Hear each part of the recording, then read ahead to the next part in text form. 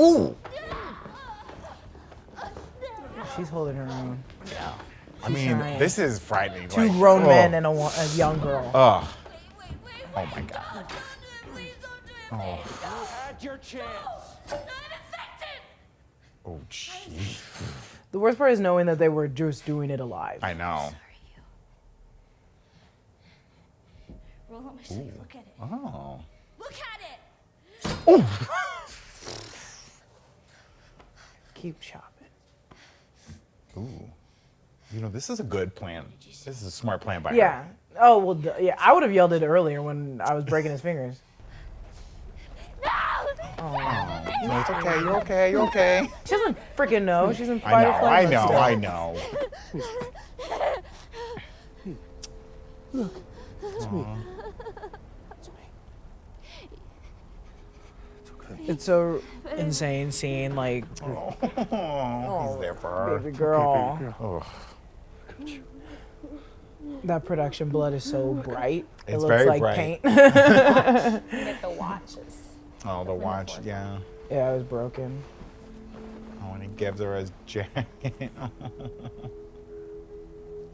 Well, it looks like you gave the penicillin correctly. She did it right. You She did it right. Because he is walking. I mean, he healed up pretty Yeah, quick. that was pretty good. Pretty good. I wish it didn't look like they were walking just straight into the lake. I know, it does look like, let's go for a swim, huh? And cut into the lake. Perfect. Welcome back to New Rockstars. The Last of Us episode 8, When We Are in Need, is here, and I need a fucking vacation after watching that episode. Holy cow. I do have a vacation. I'm going to Virginia. Oh, if you want to call that a congratulations. vacation. This is The Break Room, our daily show that keeps you updated on all the nerdy news you need to know. And today we're talking about The Last of Us episode 8. So grab some venison. It's not actual venison, baby. And the nearest butcher knife as we dive into this episode. I'm Jessica Clemons. Here with me today is Brandon Barrick. Oh, you know, it didn't look that bad. It looked pretty tasty. Yeah, as long as I don't know, I will consume it. Yeah. And Anna Vanston. Yeah, I eat humans, but only socially. That's good. That's good. You never want to eat humans by yourself. That's when you know you have a problem. Yeah, that's when you have a problem. That's when you have a problem. Hey, before we dive into it today, don't forget to check out nerdriot.shop, where you can still grab this, and I mean this exact one, Last of Us inspired shirt, Lost in the Darkness. I'll sell it to you, the one I'm wearing right now. Also, you can check out the link in this video's description where you can grab this jacket from Huckberry. This is the same jacket that Joel wears in the show. We haven't seen it for a while because it's been covered up, but now we saw it again. You keep saying the same spiel. You're like, he wears it in the show, and he's changing the jacket. I know, but he every took time. his jacket off this time, the bigger overcoat, and now you saw this jacket. Okay. And I will say, it's been very cold and rainy and even snowy here in Los Angeles, and this jacket has kept me warm. Good. Oh, You baby. can't get him to take it off. I honestly. refuse to take it off. I Too refuse to small. shower. I refuse to do anything that Joel can't do, okay? As a reminder, this first part of the episode will be spoiler-free. We recommend, if you haven't played the games, to avoid reading the comments if you don't want to be spoiled. If you're in the comments, be nice. Don't spoil everything. We won't be talking about game stuff or what we know was going to happen in the show in this first part of the episode. We'll leave all that stuff out until the end of the episode. We'll warn you before we get into spoilers. For now, it's just a recap of episode 8, so let's get into it. This episode opens on the resort town of Silver Lake. Shout out to East LA, baby. Can't afford to live there. Well, you can during then. You can. I could live in this Silver Lake. I can afford it. Sure. Inside Todd's Steakhouse, the town's church / cafeteria / morgue / giant fireplace, David, played by Scott Shepherd, reads a passage from the Book of Revelations. Always a good sign when the pastor's opening with the Book of Revelations. Well, yeah, once you make it to that point, you know you're at a good church. Yeah. Any evil preacher out there starts off with the Book of Revelation, so always be wary if the pastor starts getting into the pale rider on the horse and his name was Death. You know, when I buy now, that's what I call Bible. It's that hit is always on there. Anyway, behind him hangs a sign reading, "When we are in need, he shall provide." Do we think the sign is referring to God or David at this point? Because I think it's David. I mean, it clearly has a God complex, right? Yeah, I mean, who doesn't in this apocalyptic post, whatever the Yeah. hell you want to call it? A young girl sobs through the passage, her father having recently passed away. David tells her that her father cannot be buried until the spring when the ground isn't frozen. Good one, David. We all believe you. Yeah, we can't bury Dad till after lunch. Don't worry about And it, he's like, okay? we'll take him to the river or something. I was like, okay, cool. And you know, on second watch, that whole interaction with that girl really makes you want. Yeah, you notice now. This guy's a creep. You notice the second time around. We later learn, or at least it's implied, that her father is the one that got Joel with the butt of the baseball bat. And can I just say for a moment, he swung first. He did swing first. It was first. defense. I don't care what he says. Right. It was defense. And also, yeah, when you attack me, I'm going to kill you. Look at where we're at. Yeah. Zombies are eating us. I went back and rewatched that whole encounter because I was like, who was attacking first, right? They definitely roll up out of nowhere and come swinging. yeah. They weren't like, hey, you guys want to trade with Yeah. us? They were like, I'm going to hit this dude in the back of the head. No one's, they're killing asking questions later. No one's asking questions first. They just immediately go into killing people because he was hungry and he was going to eat him. Either way, Joel, maybe not the best guy. Right, Clearly right. we all have a past. But if someone swings a baseball bat at your head in the apocalypse, expect to get choked out. Yeah, there was no friendly confrontation. Be happy there. you're getting choked out. I would have just stomped you in the nuts Right. to death. Now, do we assume they were out there looking for people to eat? Or just looking for stuff, and if they came across people, they gonna eat them? When they clearly were going hunting, and then they kind of got the deer situation, I wasn't thinking that they were looking for. Yeah, but humans. this group didn't have guns. They had baseball bats and hammers and stuff. Were they gonna sneak up on a deer and hit it in the back of the head? You haven't done that?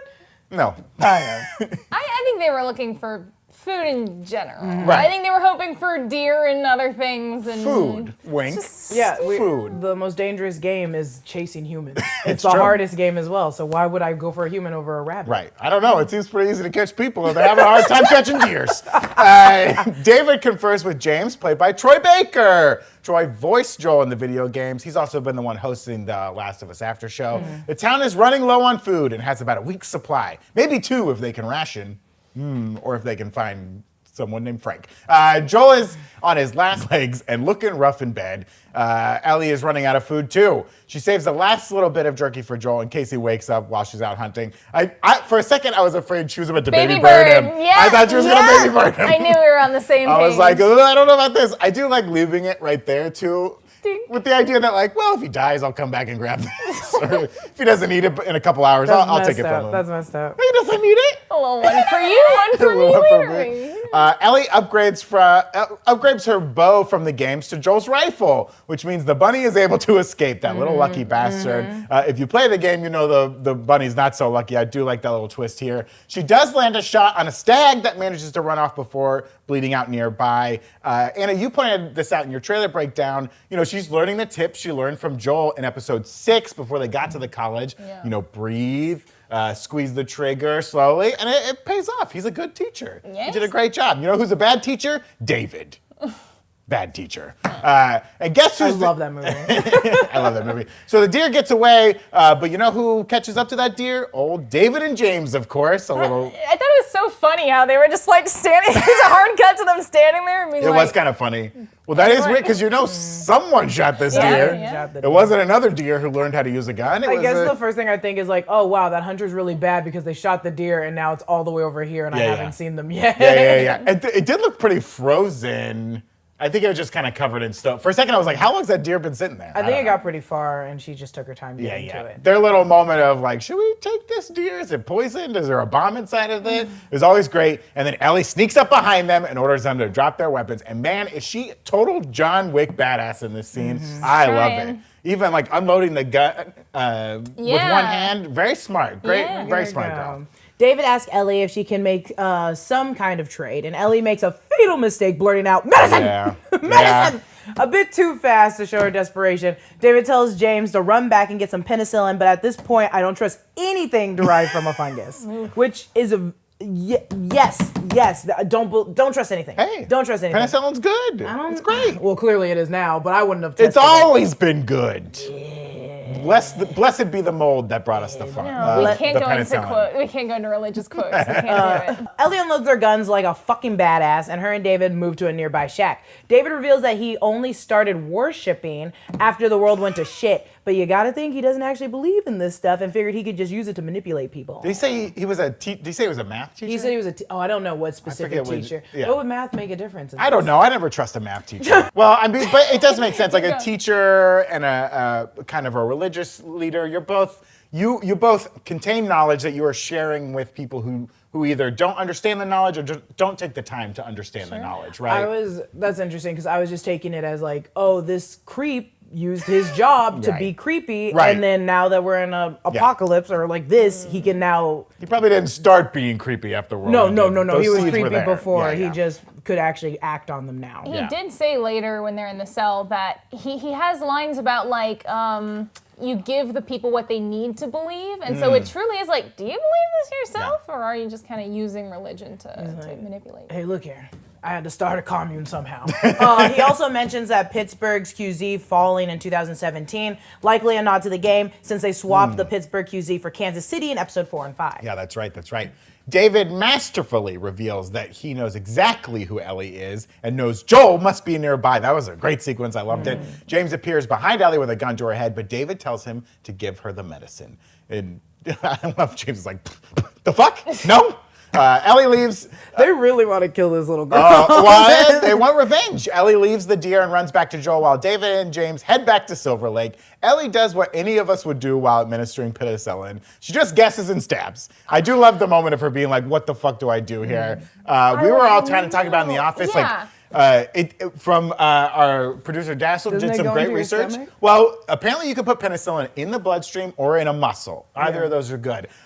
Directly in the wound, I don't know. How many days? How much? Where would how I much put it? I I would put just be in. like, I have no idea. I've only administered penicillin to my friend once, and I had to do it in like the roll of his stomach right here. But he measured it out. But I think it was like only like 5 minutes. Yeah. So in case the world ends after you see this, aim for the bloodstream, aim for a muscle, okay? Make sure and there's probably an air near the bubble wound in is it. smart. You want to get in there. But if you get in the bloodstream, it's probably going to get to the wound pretty quickly. Can I just drink it?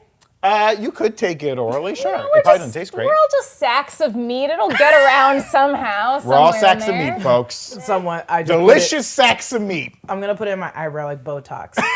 Back at the resort, the kitchen prepares a stew for the community. Oh, and man. In walks a man with a tub of mystery meat he labels venison. Yeah, it's venison. Also, I'd be like, "Where'd you guys get that?" They're like, "Oh, in the forest." The venison I store. love that reveal because the scene before that we do see them like they would get the deer and take Right. it back, and we're like, oh, Yeah, maybe that's the it is. deer. And then they walk in with the deer while everyone's sitting there with their They plates. and you're probably like, "Ugh." mix it with the human Yeah. meat, so it kind of you don't Yeah. taste how gamey our meat is to the. Right. My wife, when we were watching this episode, she immediately clocked that like that's not deer. Yeah. She hadn't played the game before, but she was like, something's up here. They're focusing too long on the meat. It's like I don't know. And even when they start eating, the sound of like the scraping of the forks, it's Stop. so voracious. You're like, this is not. Sweeney Todd ass. Oh yeah. Sweeney Todd ass musical. David appears with a deer. No one from town seems excited. Yeah, And they're really bummed out. I clocked that. I was like, eat that damn meat. I was like, be happy. As we slowly start to piece together that maybe these people didn't elect David as their leader after all. Alex's daughter demands David kill Joel and Ellie, and David backhands her, telling her, I know you think you don't have a father anymore. But the truth is, Hannah, you will always have a father. And you will show him respect when he's speaking. Oh, this man. This was like a great reveal for the audience of Yeah. like, if you think that maybe this guy is good, he's definitely not good. Well, I'm interested. Do we think he was elected? Because I sort of got the vibe that they were more upset about the choice not to kill Ellie right away. Yeah. Sure. I think he's the opposite of, no, I think he's the same as Kathleen in that regards, that he was elected. Yeah. He's just kind of now a monster. Yeah, like now there's Kathleen no way to was. undo it, right? Like, they've given him the power, and maybe they don't know how to take it back at this point. This guy, they need to trust him. There's also that idea of like the sunk cost fallacy of like, we've put all this faith in this person. He is leading us. We might as well let him keep doing what he's doing. Yeah. And he said that most of these people don't know that this is human meat that they're eating, but they probably If piece it you together. if you get a good group of not to no shade to anything with religion, because my family's religious. Go off. No, with religion. My family is very religious. I will never shade anyone Right, for right, being right, religious. But it's easy to kind of get people at their weakest moments in a situation like this and find that like false faith and they just need someone to follow. So maybe that is what he is. You can look at a lot of instances of, more dangerous cults throughout history. Things like Jonestown, where they're pushed to a point where they're willing to drink poison rather than succumb to the outside world. So it's dangerous out there, folks. Watch out for your math teachers and if you're religious. I was going to say stay in school. Stay in school, but stay in Get out of school, but leave, ask run. questions. Run while you can. So everyone says Grace is the community, not creepy at all, and they trepidatiously start eating the mystery meat, which leads us to our gross out moment of the week, brought to you by Quip.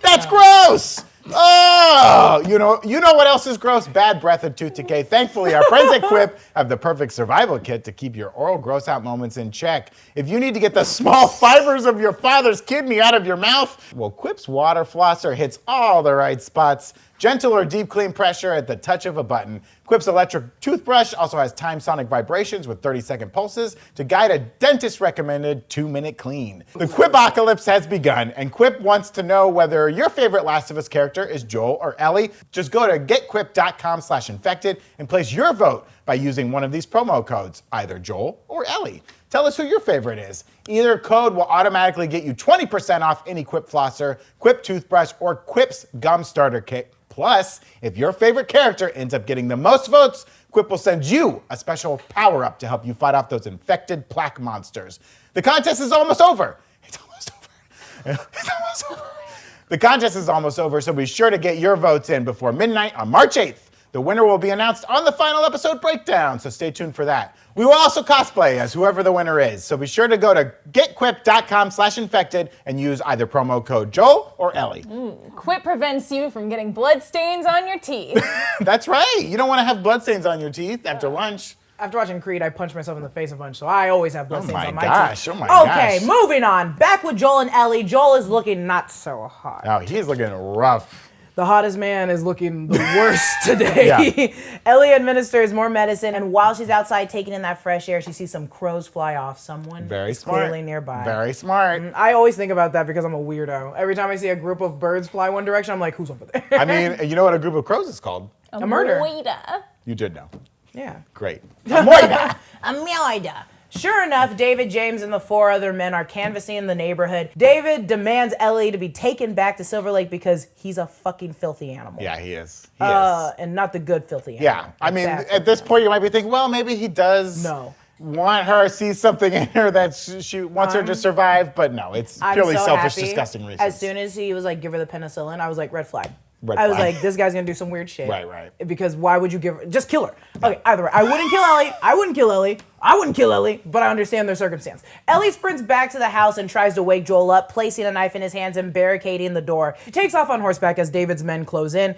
Ellie distracts them and tries to draw them off Joel. David reiterates he wants Ellie alive. James takes out Ellie's horse, and just as he's ready to pull the trigger on Ellie herself, David stops him, shooting in the air. This is a great little poignant moment, too, because, of course, that's Troy Breaker, who played Joel in the game, and him holding the gun to an Ellie is, like, very interesting. I think that's very interesting. We flew past that horse death. We don't. Yes, that horse death silence. was really bad. I mean, I immediately thought, like, that's a ton of meat. That's very smart. There's a lot of horse he meat. said 2, drag that horse off. Yeah, make sure.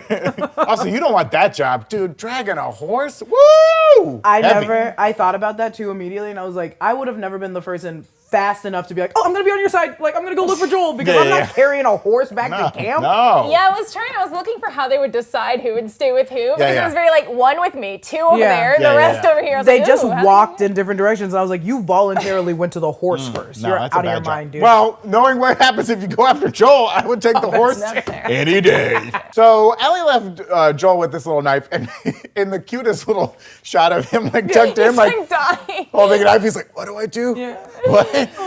Apparently, a knife was the only medicine Joel needed. As he, in a masterful moment, a man comes down the stairs and he comes out of the shadows and just takes him out with one of the most brutal kills of the season. And it's only about to get more brutal from here on out. Yeah. He uses Timothy as bait to lure in one of the other hunters and knocks him out. What follows? It was a little suspension of disbelief that Joel was able to, in the Sure. time when he Quietly. was pushing the thing, able to get up, go high. Well, I Yeah, mean, this is- remember when he lost his hearing and he was able to just be Sure, like, but he's had a couple down days. He's been resting. He's had a little bit of jerky. He's had don't some know. water dripped on his lip. I don't He's know. feeling refreshed. Before he gets up to hide, he's just like, oh shit. Oh, thank you for the jerky. Maybe it was the jerky that got him back up The to. jerky gave him the powers. You know, murder makes the heart grow fonder. I don't know. What follows after this death is truly an unhinged moment from Joel as he interrogates these two men, threatening to pop off kneecaps and slice throats. I mean, woof. I grabbed my leg instinctually at the idea of him popping out the kneecap. Just great. Just great. And it really showed this is the most vicious and ruthless we've seen Yes. Joel in the show. And it shows this is what he's willing to do for Yeah. Ellie. If he Oh, thinks yeah. Ellie's in danger, he'll reach that Yeah, point. yeah. And we haven't seen that so far. Right. Joel gets the answers he's looking for and kills the two members of what I'm calling the Silver Lake All-Stars. oh, I want to be on that team. Oh, yeah. Oh, well, no, you don't want to be on that team. We do trick shots. I do love the idea of, like, he told you what you wanted to know. It was like, yeah, too bad. Back in Silver Lake, Ellie wakes up to David watching her, creep. While David goes to get her food, Ellie spots the ear left over from last night's feast. Can someone box that up for me, please? Clean up your workstations, folks. You can't leave ears on the ground. Yeah, this girl's gonna figure out very quickly that you eat humans. Real quick, I think you're all pieced together. Like, she sees something that clues her in on they're eating people, right? What did you think she was gonna see? I thought finger was what she was gonna see. I thought a whole limb. Yeah, The I whole thought limb? it was gonna Last be a limb. full leg. Like I thought it was gonna be like clearly. Like he was her. like intentionally, he wanted her to see the like leg or something. or that like like he threw her in there and was like, "Ugh, forgot the. Oh, I forgot the leg was And then, hanging. and then it was almost like when you did see the ear, you're like, oh, it's not that bad. Yeah, well, you're It's like, a whole limb. what's Oh, gonna that's what's gonna full ear. indicate that it's a Also, human, right? It's protein. Brush it off. Well, I was like, that indicates that they don't eat the ear. When I'm a horrible person, I watch a lot of horror movies, and when I saw the dead bodies later on, I was like, oh yeah, you go for the stomach first. Get rid of the head. Well, You don't and need I it. think in a world where you're risking getting your kneecaps popped off by a knife, you got to eat as much cartilage as you can. The ear's cartilage. You want that in your body. No, It's you good don't for want that crunchiness because they're gonna taste all that and be like, Oh, this is not but enough if you venison. know you're eating people, if you're in on it, I'll eat the ears, so you right? want me to chew on the goddamn ear? If I'm David, I'm eating the ear. That's all I'm saying. That's all I'm saying. You could, they make like the rinds out of pig's ears. Yeah, that's right. You fry it, deep fry Well, it. that's usually for dogs. Dogs will eat pig's ears. Pork rind is usually fried pig skin, quite delicious. You can get chicharrones, which usually involves more of the intestine if you're into that. There's kind an of ear thing. out there somewhere. Someone eats someone pig's eat the ears. ear. I know I think it. you'd We're wanna- talking about You human know ear. it. I think you'd want to sous vide it. You know what I mean? You want to keep it nice and tender. David invites Ellie to join him to be his equal in this community, to be his child wife. Ellie learns from the mistake she made in the earlier episode and expertly turns the table on David. I can tell the others to stop looking for him. They'll spare him. Really? They'll just let him go? Yes. They follow me. And they would follow us. Luring David in closer so she can steal the key off of his hip. Very smart. Mm-hmm. Very I would smart. never have done this because I'm an idiot. Ellie breaks David's fingers but can't get to his keys in time, and David tells her she's getting chopped up into tiny little pieces. I mean, realistically though, if she did get the keys and they're standing outside, what is that's she gonna do? I was. Well, I mean, in What the if she heat of the eats the moment. keys? Heat of the No, moment. that's not a good And idea you're like, either. they're like, we're gonna just eat your stomach quicker now. We're gonna cut you open. We're gonna cut you open. David returns with James and a butcher knife. Oof. And Ellie tells them she's infected in a very smart move, and now David is too. Quick thinking, Ellie, this was so smart. I was like, great idea. And just a fucking masterful move that made me leap out of my chair. Really? I screamed. I probably scared my neighbors. Ellie cleaves James in a brutal fashion, and him just sitting there like, whoopsie. I said, kill him, bitch! I screamed so loud in my house by myself, laying on my side. He's like, whoopsie. It was great. Is it one more time? Okay, great. Perfect. David, what are we gonna do about this? I guess I'm dinner now. She makes her escape into the restaurant's dining room, setting it on fire, sort of accidentally, while hiding from David. David tells Ellie that he's going to keep her. That's what Casper said. But Casper? Casper wasn't The a friendly freaking ghost? monster. Yeah, at the end he says, can I keep you? He says that to Kat, to Christina Ricci. That is true. Be wary of evil Ghosts. preachers and ghosts, folks. Ellie makes her move with a kitchen knife, getting a nice little stab into David in the abdomen. Ellie makes a move for the butcher knife, but David is able to arrest her on the ground and threatens to assault her. Ellie gets a hold of the butcher knife and gives David exactly what he deserves. Oof, yeah. And even when we want her to stop, she doesn't. She keeps going. I love how the camera gets covered. Who wants her to stop? Well, no, I mean, the deed's done, but let her chop this man into a million pieces. I mean, want her to stop in order to get out of the room that's currently on fire. I love the this place has become the hell that it always was, right? Like, we are now in the fire and brimstone, and this man is just chopped to death, visceral chunks getting on the camera lens. I loved it. This scene has been used so many times in every movie, every TV show, and I love it so much. Everyone does Someone it really like great. overkilling. Yeah, it's like basically, the Ready or Not at the very end. She's just mutilating these Right. bodies because they were hunting her the entire movie. Yeah. It's just like being hunted, being prey the entire time. You just are fed up at the end and you just go crazy. You let Right. yourself go crazy, and I love that execution that they did in this. I think the Beautiful. cinematographer did a great job, so did the director. Beautiful stuff. Outside, Joel finds Ellie, who she fears is another one of David's men, and the two are finally safe. They continue on foot right into the lake, and the show's over forever because they freeze to death. The end. No, they're heading to Salt Lake City, as we saw on that map back in episode 6, where they believe the Fireflies to be now. They saw all those trails going to Salt Lake City. And we're out. We're out. Bye, Silver Lake. Bye. We hate you. I love that every place they go, they leave like a little piece of themselves behind in it. Like this place is gonna be set on fire, and it's like this is what they did when they left Joel, or when they left Tommy. It's like, yeah, here's a little piece of us also still back here with the blood and all this shit that we left behind. I was kind of surprised not to see more of the Silver Lake All-Stars come running out, be like, hey, why is our steakhouse Well, I on fire? think all of the Is dinner ready? I think all of the bad ones, they're all bad, I guess. But Well, some of them didn't know what was going on. I don't think a lot of like the women and the younger people Right. knew, but all like his troop were all the ones that got murdered. That's true. Because I kept paying attention to even the first time I watched it, I kept paying attention to the women in the audience, and I was like, I think he is abusing most, if not all, of these women. Yeah, there's a lot of kind of tense Yeah. fear and just They're like too afraid to actually. because when like, he smacks fight that her. little girl, right? No one jumps up and Nope. is like, David, what the hell? That one woman does for a minute, and then she sits back Right, down, right. and that's where I was like, "Oh, okay, these people are too afraid to interfere Yeah. with anything." Yeah. So and I it's don't just- think like a lot of people knew that these hunting parties that were going out were bringing back people. Clearly, they didn't. Not everyone was in on the people eating. Yeah. Real quick, before we get into some of the other questions, when Joel finds those bodies hanging next to the horse, again, ton of meat on the horse, do you think those were people who died in the community and they were chopping them up and eating them? Or do you think those are other people they may have found along their way? You know, because he has the line about not burying the girl's father until the spring. Right. I think it's probably community members. I don't know if they've killed, but that have died. That have maybe, died, yeah. but regardless, or They came people they across found out someone. hunting. Yeah, I don't yeah, know. yeah. But I do think the line about not burying the father till spring is an insinuation that he might be hanging up there. Right.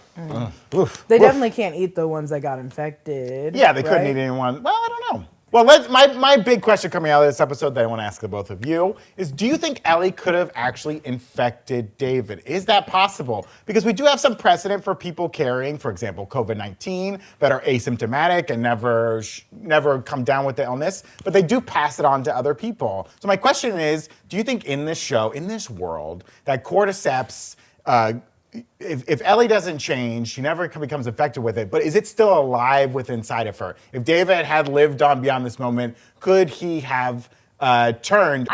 What's interesting is that she reads as infected to those Fedra scanners. Right? That's So what I think is something's really still infected. active in there. That's a good point. But I But the dog didn't smell it. I feel like from game knowledge, and I'm not going to say what that is at all, I feel like, maybe we can talk about that in the spoiler corner, Sure. but I feel like, no, it doesn't have to do with her bodily fluids. I feel like the fungus has to be active in some way in the body, maybe Right. for it to spread via Right. bite or saliva. Because we don't know what those Fedra scanners are scanning. True. Is it Yeah. like the leftover remnants of the cordyceps? Or is it like an active living version of the fungus? Because her wound never heals. But it's a scar at this point. It's not an open, festering wound. Yeah.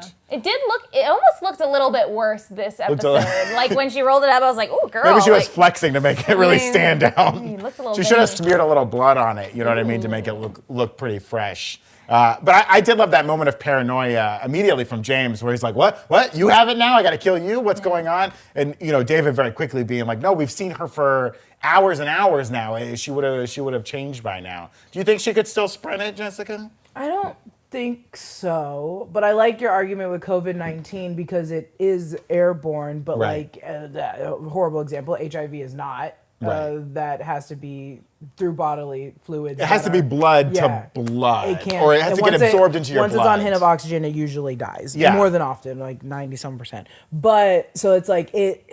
Like if I she assume spits more- into someone's eye, Yeah, it would wouldn't that work, or happen. does she have to get it into the No, bloodstream? I think she has to get that injection Right. and put that blood into someone else to give it to them. Yeah. But her situation where she's immune could be the reason why her blood wouldn't cause someone to turn, right? Because she's like immune Yeah. to it. So that's why I'm like, if someone had, I hate that I only know so much about HIV and AIDS because I taught sex ed when I was younger, that it's like there are people that have the immunity to the HIV, to AIDS, but Sure. they can get HIV, but they naturally have the immunity to AIDS. So those people, they test their blood and they're trying to test it with other people to see if they can get rid of that situation where it gets to AIDS. So I'm like, is that the kind of situation we're getting with Ellie more than it is COVID-19?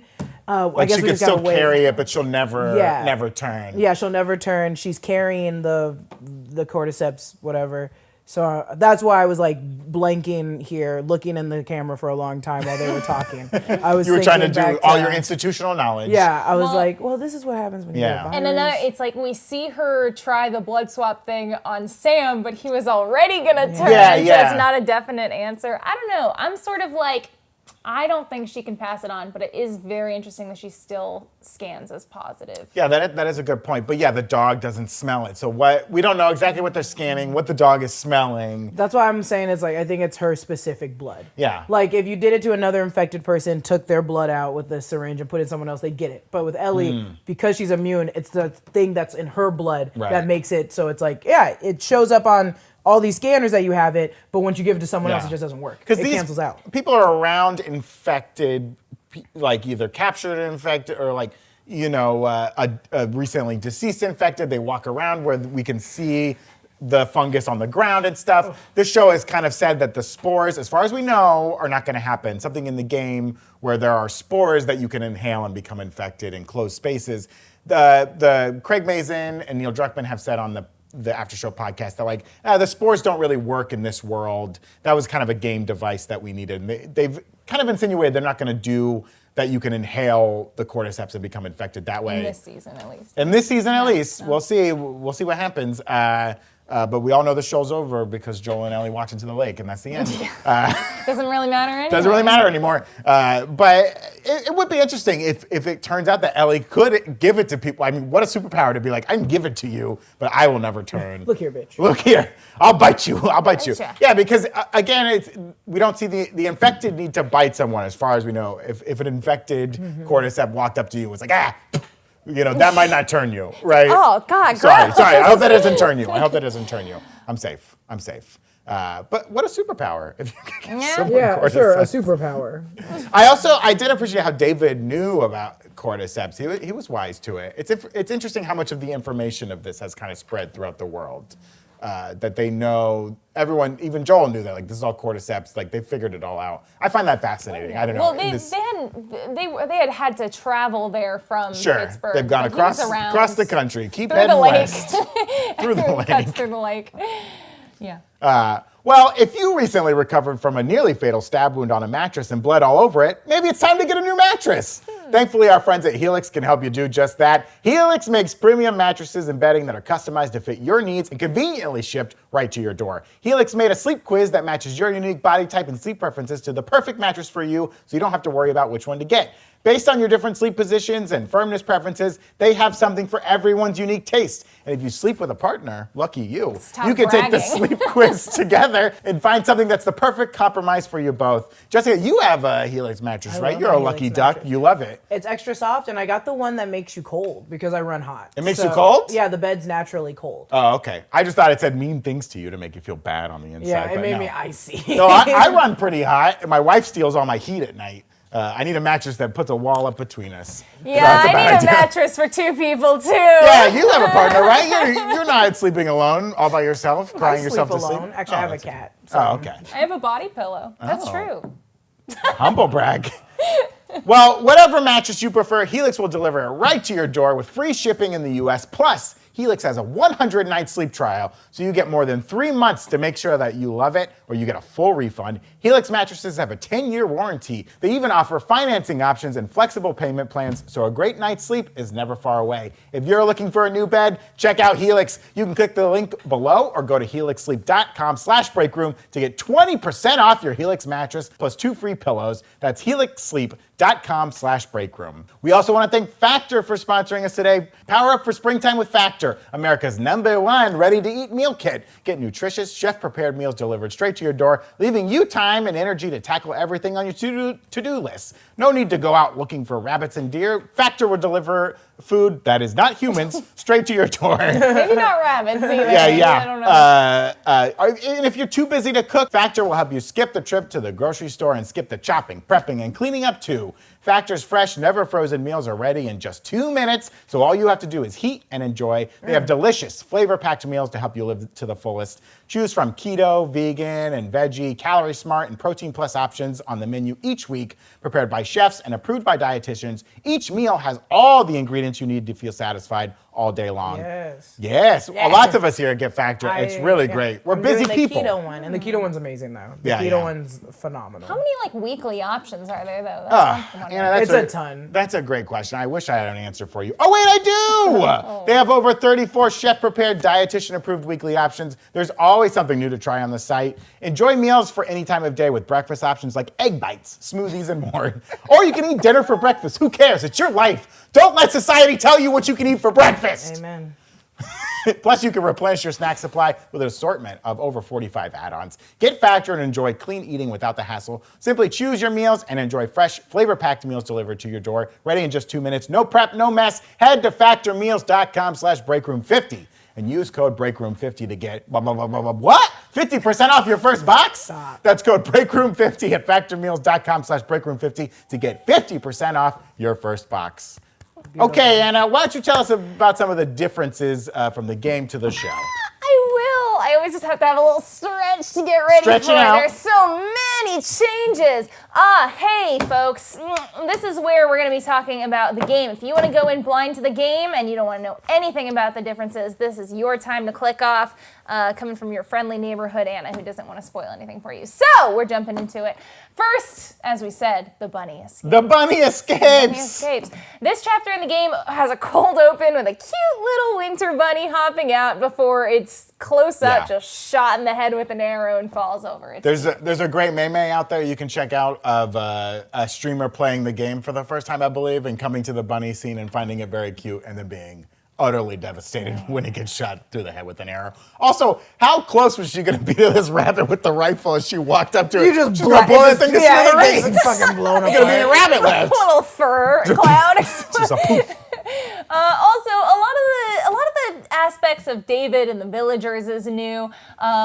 Him being they focus a lot more on religion, with like him being a preacher, the whole town being very religious. There is some of this in the game. I talked about it a bit in my trailer breakdown for the episode. They do have like the banner, and he has a few quotes he says, religious quotes he says while in combat.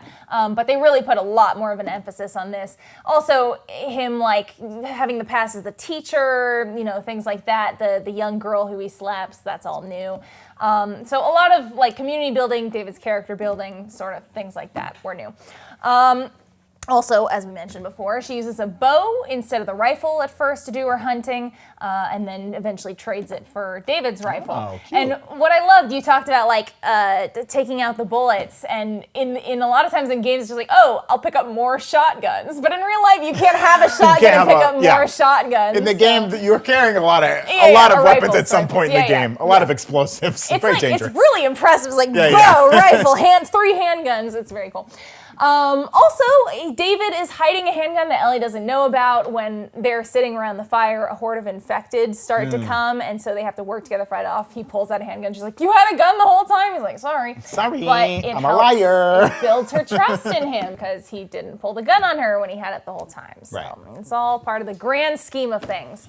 There's also that side mission of having to take out all of the infected that are swarming around and escape them, which they left out, which I thought they'd probably leave out.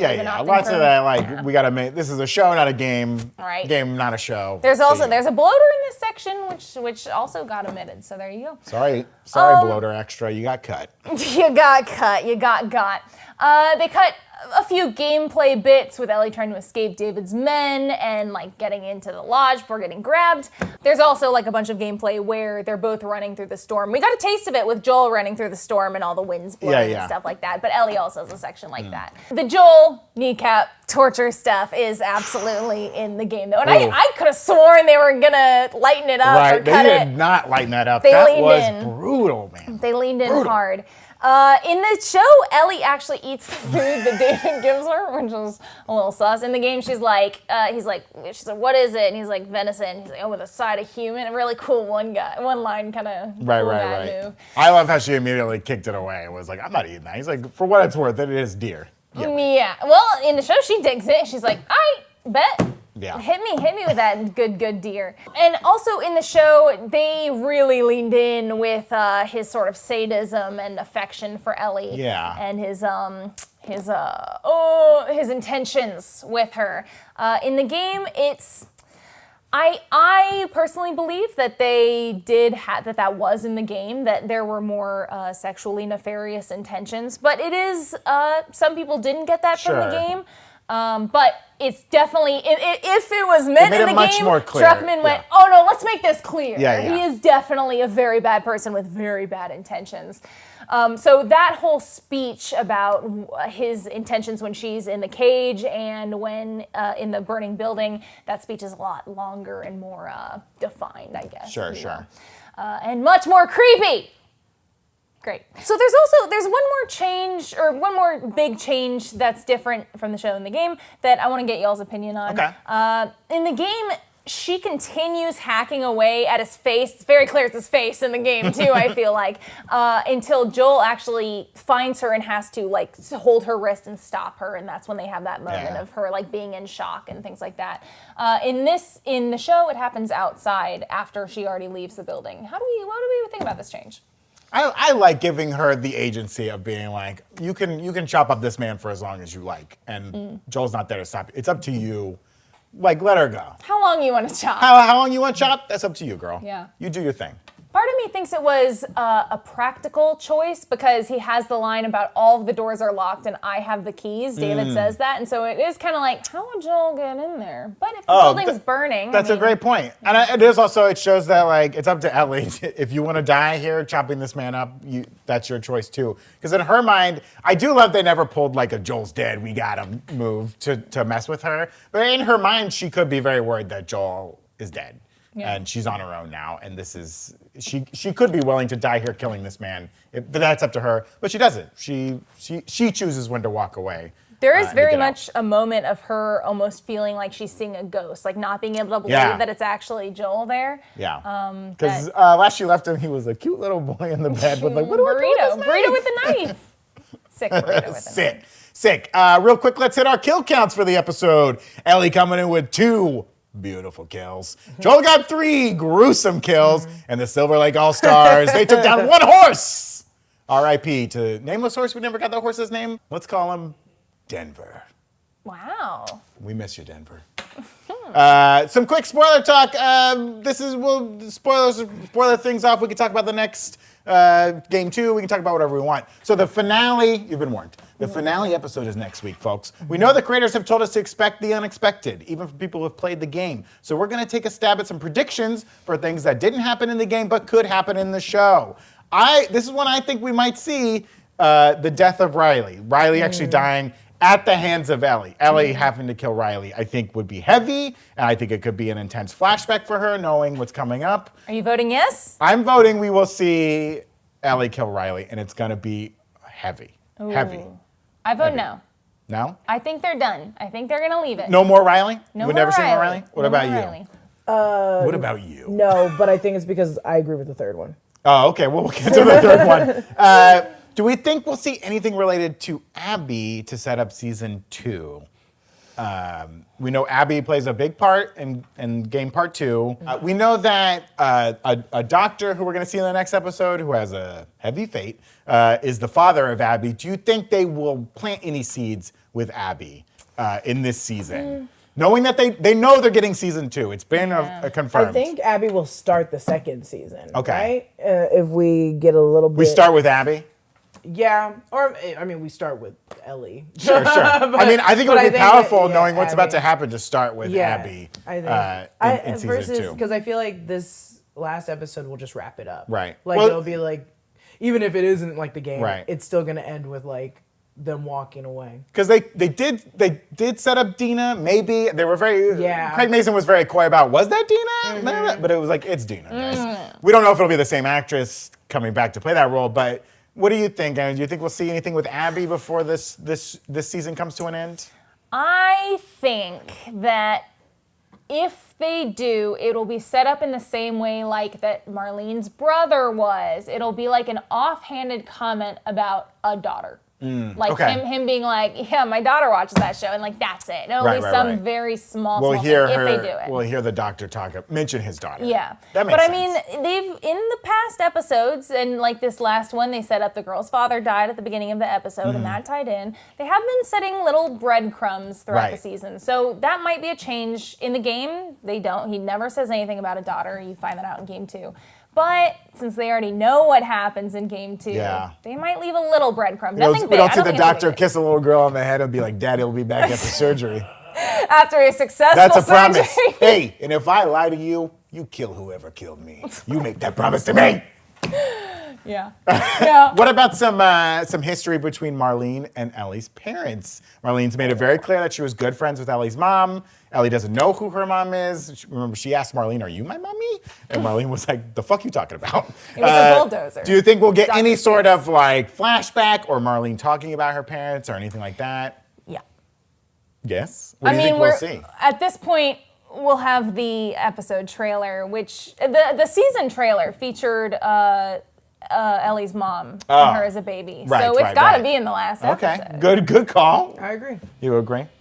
You agree? All right. Okay. Well, What about you, Brandon? I think so. That makes the most sense. Yeah, of course. That is it for this episode of The Break Room. We'll be back next week to discuss the season finale, but we also do the show every day live at 3 p.m. talking about all the nerdy news that you guys love and need to know about. Follow me at Lulu_Clemons. Follow Brandon at Grin and Barrick. Follow Anna at It's Anna Vanston. Subscribe to The Break Room wherever you get your podcasts, and we'll see you guys on Tuesday. Thanks for watching. See you at dinner. Yum, yum, yum, yum, yum.